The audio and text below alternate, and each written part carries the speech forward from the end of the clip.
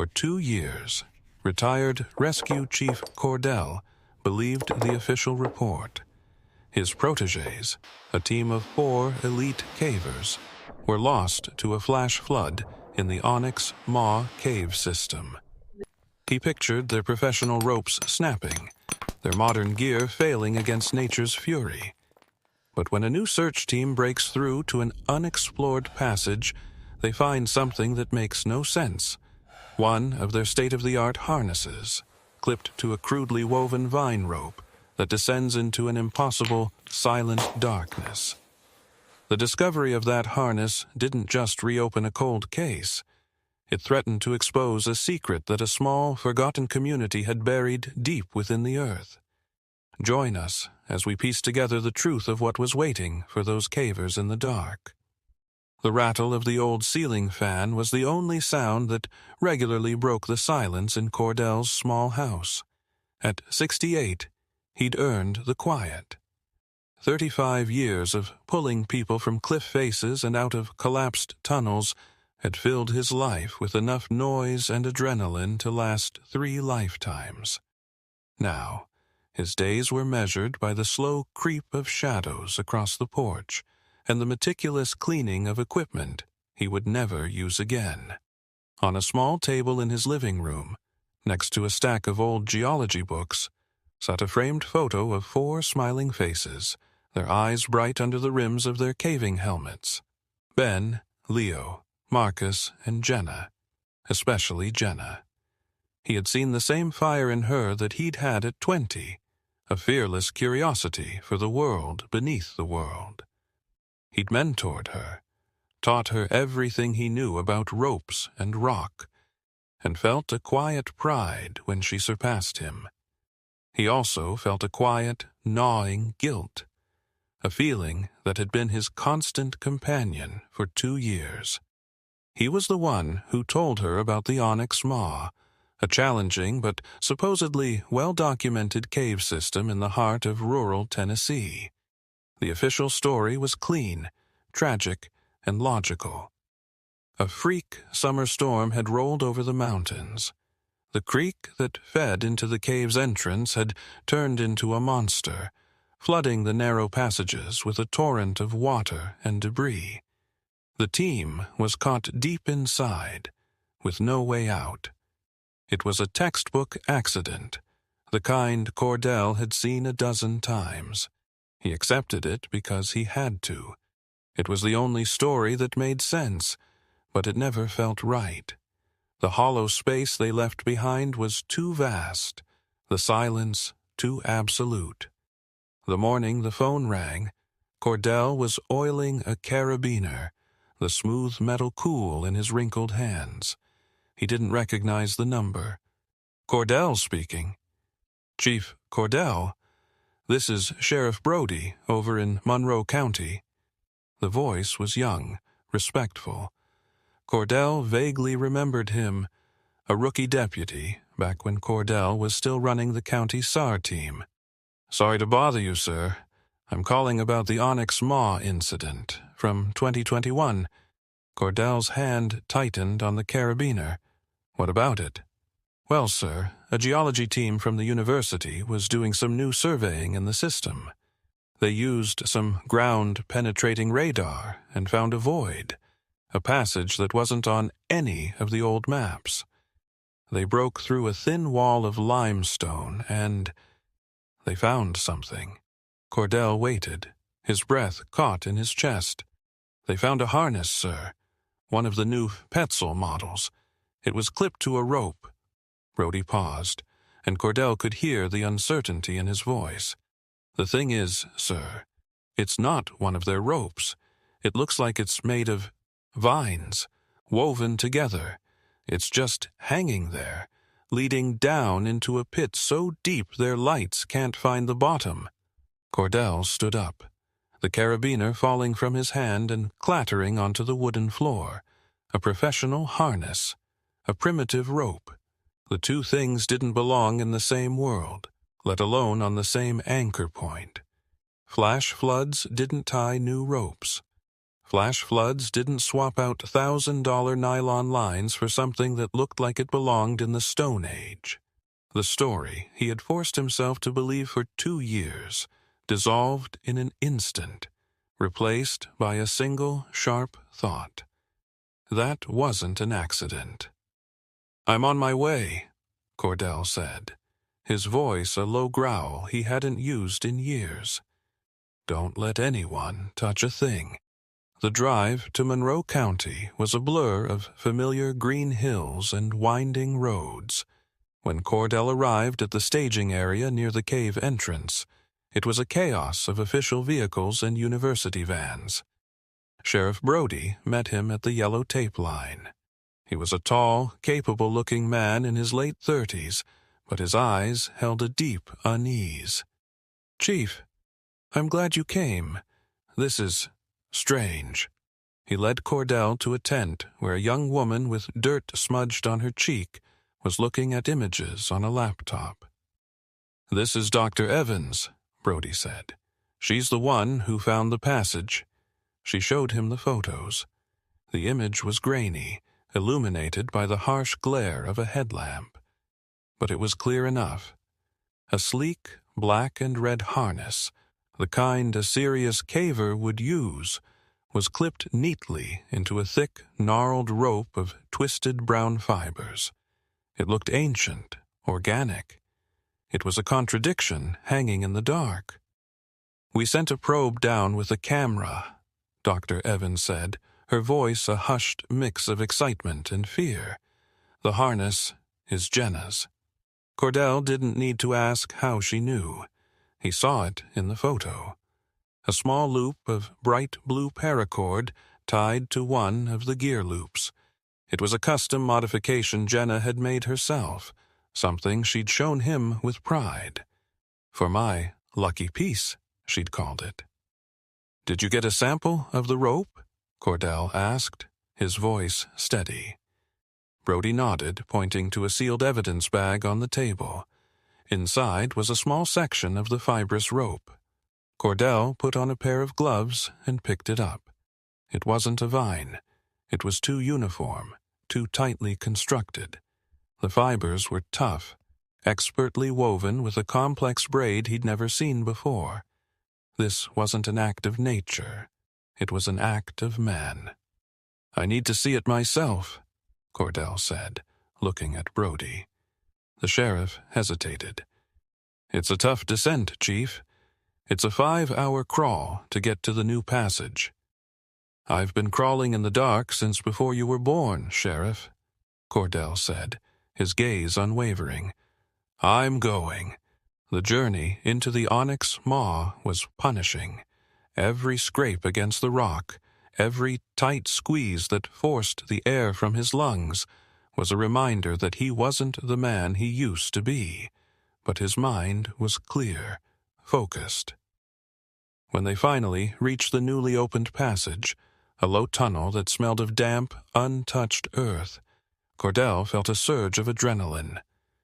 They moved through it, and the tunnel opened into a small chamber. And there it was. Hanging from a thick, rust-colored stalactite was the rope. It descended into a perfect circular abyss, a black hole in the floor of the cave. And attached to it, glinting in the beams of their headlamps, was Jenna's harness. It looked pristine, almost new, as if it had been placed there yesterday.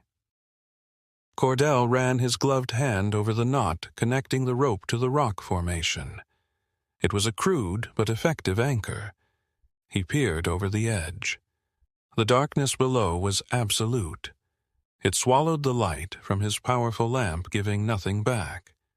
"Why?" Brody whispered, standing beside him. "Why would they abandon their own gear for this?" "They didn't," Cordell said, his eyes fixed on the impossible rope. "This wasn't their rope. Someone else put it here." Back on the surface, the air felt thin, the daylight too bright. Cordell sat with Brody in the sheriff's truck, a map spread across the hood. "This cave system runs for miles," Cordell said, tracing a line with his finger. Most of it under undeveloped land. Who lives out here? Not many, Brody said, pulling up a county database on his laptop. Mostly old family plots, hunting cabins. The nearest town, if you can call it that, is Hemlock's Hollow. It's about 10 miles north of here. Not exactly a tourist hotspot. Let's go talk to them, Cordell said. Someone wove that rope. People in a place like that, they remember things. They know the woods. They know the caves. Hemlock's Hollow wasn't much more than a wide spot in the road with a diner, a gas station, and a handful of weathered houses. When Cordell and Brody walked into the diner, the handful of patrons, all older men with worn faces and suspicious eyes, stopped talking. The silence was heavy, uncomfortable.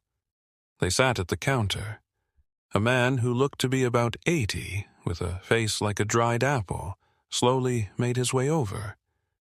"What can I get for you?" he grunted. "Just coffee," Brody said, showing his badge. "We're asking some questions about the Onyx Maw cave system." The old man's eyes flickered with something, not fear, but a deep-seated annoyance.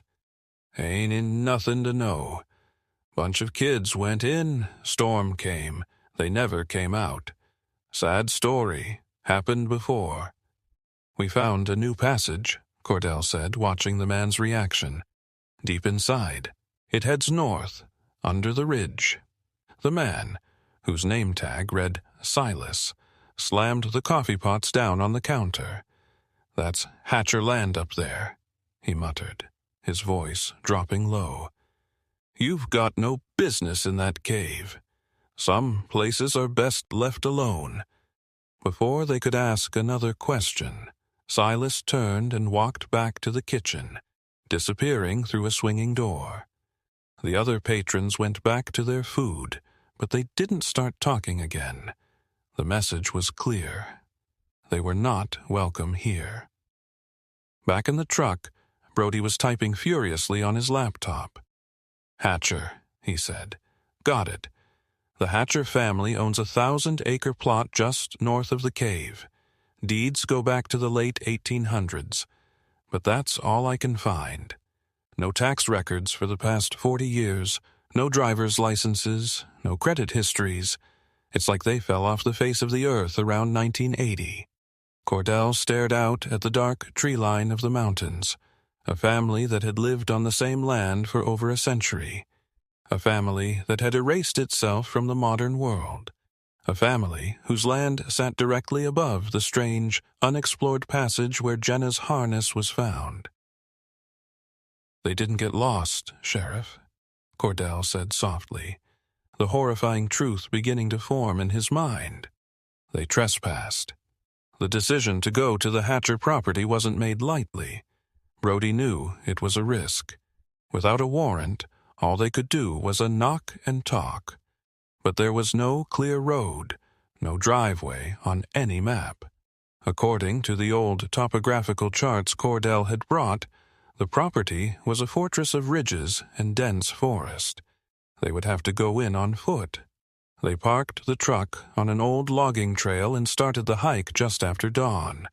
Cordell felt the familiar burn in his legs, but his senses were sharp. He noticed things a younger man might miss. A bent branch that wasn't broken by the wind. A series of stones arranged in a way that wasn't quite natural. After 2 hours of hiking, he found it. A snare, made from wire and cleverly hidden under a pile of leaves. It was old, but still functional. "They live off the land," Cordell whispered to Brody. "Completely." They pressed on, following a barely there trail that wound its way up the ridge. Near the summit, nestled in a thicket of rhododendron, they found the entrance. It wasn't a grand opening like the main Onyx Maw entrance. It was a simple, dark hole in the ground, about 4 feet across, covered by a heavy, flat slab of rock. It took both of them to slide it open. A wave of cool, musty air washed over them. A crude wooden ladder descended into the darkness. This wasn't a natural cave entrance. It was a doorway. Brody radioed their position back to his deputy, telling him to wait for their signal. Then, with their headlamps on and weapons drawn, they descended into the Hatcher's world. The ladder led to a narrow tunnel that had clearly been widened by hand. The walls were smooth in places, chipped away by tools. After about 50 yards, the tunnel opened into a vast, breathtaking cavern, and it was lit. Dozens of crude lanterns, simple jars with wicks floating in oil, cast a warm, flickering glow across the space. The cavern had been turned into a home. There was a hearth built against one wall, a stone chimney expertly venting smoke up into a fissure in the ceiling. There were wooden tables and chairs, sleeping areas partitioned off with animal hides, and shelves carved into the rock holding jars of preserved food. And then they saw them, 3 figures standing near the hearth. An old man with a long white beard and eyes as hard as granite, and 2 younger men in their 40s, built like bears and holding antique-looking rifles. They weren't pointed at them, but they were ready. "You're on private property," the old man said, his voice echoing in the cavern. It was calm, steady, but held an undeniable threat. "I'm Sheriff Brody," Brody said, holding up a hand to show he meant no harm. "This is Cordell. We're investigating the disappearance of 4 people from 2 years ago." The old man's expression didn't change. "The world outside is no concern of ours. We found one of their harnesses," Cordell cut in, stepping forward. "In a passage connected to this cavern. It was on a rope your family made." The old man, the Hatcher patriarch, looked at Cordell, his eyes seeming to peer right through him. For a long moment he was silent. Then he sighed, a sound like stones grinding together. "They were not supposed to find us," he said, his voice filled with a profound weariness. "We have lived here, in peace, for 5 generations, away from your noise and your laws and your sickness. This is our home."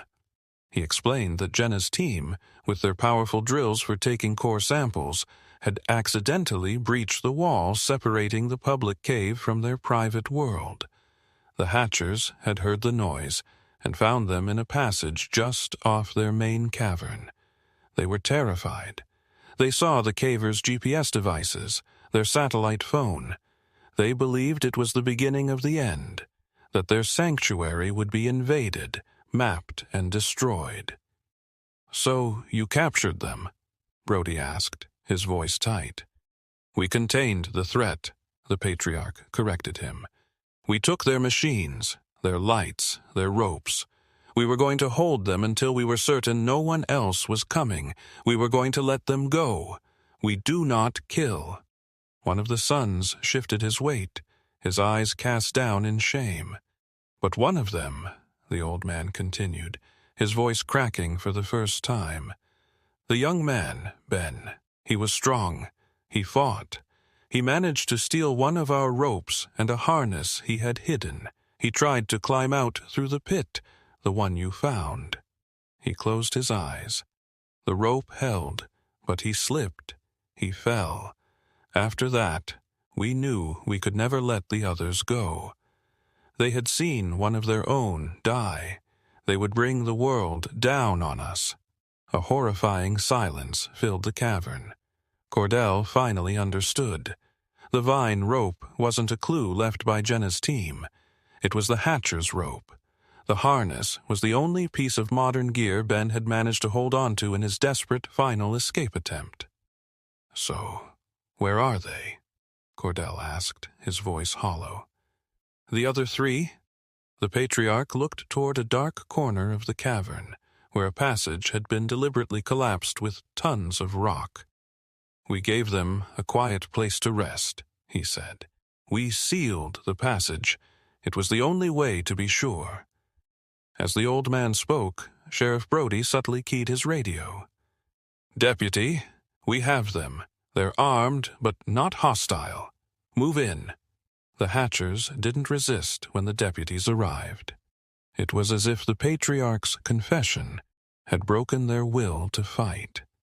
They were led out of the cave and into the blinding sunlight they had shunned for so long. Months later, after the remains of Jenna, Ben, Leo, and Marcus had been recovered and returned to their families, Cordell stood on a hill overlooking the valley. A memorial service had just ended. He had spoken with Jenna's parents, had finally been able to tell them the whole story, as painful as it was. It wasn't the closure people always talked about. It was just the truth. A heavy, jagged thing that settled in the heart. He looked out at the mountains, at the entrance to the onyx maw hidden in the trees. He had spent his life pulling people out of the darkness. And now, his last rescue was complete. He hadn't saved them, but he had found them. He had brought them home. The Hatcher family acted out of fear to protect their isolation, but their actions led to the deaths of 4 people. At what point does the right to be left alone become a crime? Share your perspective in the comments below. If stories that explore the hidden corners of our world and the mysteries they hold are what you seek, consider following our channel. We're committed to bringing these compelling narratives to light.